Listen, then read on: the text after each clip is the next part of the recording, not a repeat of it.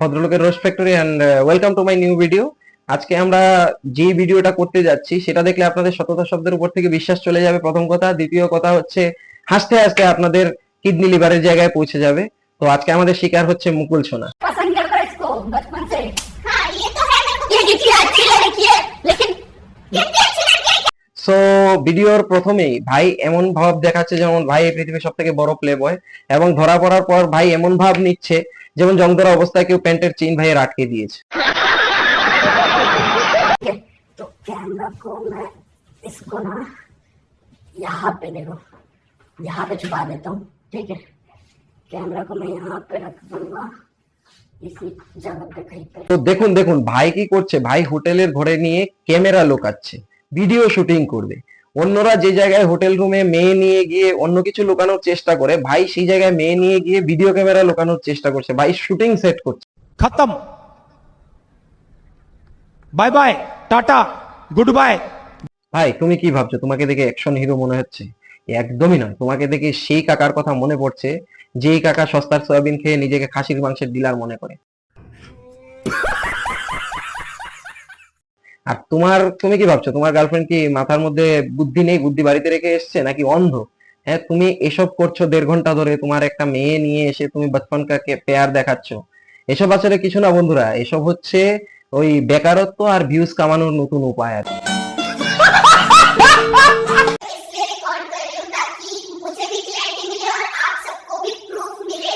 मुकुल की जो सच्चाई है वो मुझे दिखाना है आप सबको। मतलब वो 1 घंटे से अभी तक के नहीं आया है, वो एक लड़की को इतने रात को छोड़ने गया है, बोला बस अपनी जो भी फ्रेंड बोल रहे हैं बचपन की दोस्त पता नहीं कैसे आ गई। मतलब कोई बचपन की फ्रेंड उसका मेरे को पता तो है नहीं, आज तक वो अचानक से पता नहीं किसको उठा के ले आ रहे हैं और कह रहे हैं कि उसकी बचपन की दोस्त है। और वो छोड़ने के लिए वो 8 बजे से गया है, अभी 9:30 बज रहे हैं। मैंने वेट किया इतने टाइम से कि अब आ जाएगा, लेकिन नहीं, वो अभी तक के उसी होटल में ही है। मतलब मेरे पास ना देखो, मेरे फोन में सारी चीजें, मतलब सारे लोकेशन वगैरह। দেখো আমাদের সোনা দিদির নাটক শুরু। সোনা দিদি এসে এমন ভাবে কান্নাকাটি করছে যেমন মুকুল ভাই সোনা দিদির মেকআপ কিট নিয়ে পালিয়ে গেছে কোথাও অন্য কোথাও। হ্যাঁ, তোমার বয়ফ্রেন্ড কি লোকেশন অন করে 12 ঘন্টা ধরে এখানে ডাবল বেডের একটা হোটেলে বসে কি জব করছিল এতক্ষণ, মন্ত্র জব। इसका मतलब है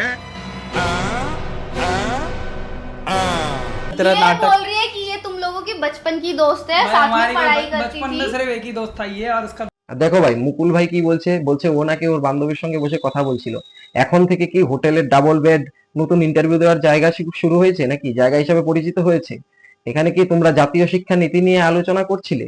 এখানে যেই জায়গায় 1.5 ঘন্টায় এখনকার দিনে লোক সংসার পাতিয়ে ফেলে, সেই জায়গায় তোমরা এখানে বসে বচপনের মেমোরি গুলো তোমরা তাজা করছো। नाटक मत कर, तेरा ये नाटक। बोल रही है कि ये तुम लोगों की बचपन की दोस्त है, साथ में हमारी पढ़ाई करती बचपन में थी। सिर्फ एक ही दोस्त था ये, और उसका दोस्त मैं। ये कौन है भाई, ये कब से बचपन में दोस्त हो गई? এই ভিডিওর বন্ধুরা সব থেকে বড় খেলাড়ি হচ্ছে নিকেশ। সে প্রথম মুকুলের তরফ থেকে কথা বলতে এসে সোনার তরফে এমন ভাবে উল্টি খেলো, নিকেশের হাসি দেখে মনে হচ্ছে সে মনে মনে বলছে ভাই তুই তো ধরা পড়ে গেছিস, তুই তো গেলি, এখন যদি আমার সঙ্গে সোনার লাইনটা একটু পাকা হয়। এরকম বন্ধু থাকলে ভাই শত্রুর প্রয়োজন পড়ে না। এটা হলো এই ধরনের স্বাদ, যেই সাপগুলো ছোবল মারার পর আবার তোমাকে গিয়ে বলবে ভাই বিষটা কি তেতো। म्यूजिक। फिर मुंह चला रहा है मेरे अरे यार सॉरी भाई, प्रैंक चल रहा था, सुबह से लेकर प्रैंक कर रहा था ये हरामी का। ভাই ভিডিও সব থেকে স্যাটিসফাইং পার্ট হলো এটা, মুকুল যেভাবে মানে সোনার কাছে গলা টেপা অবস্থায় ছিল, দেখে মনে হচ্ছিল মুকুলের আত্মা চলে গেছে উপর তলায় হ্যালো বলতে।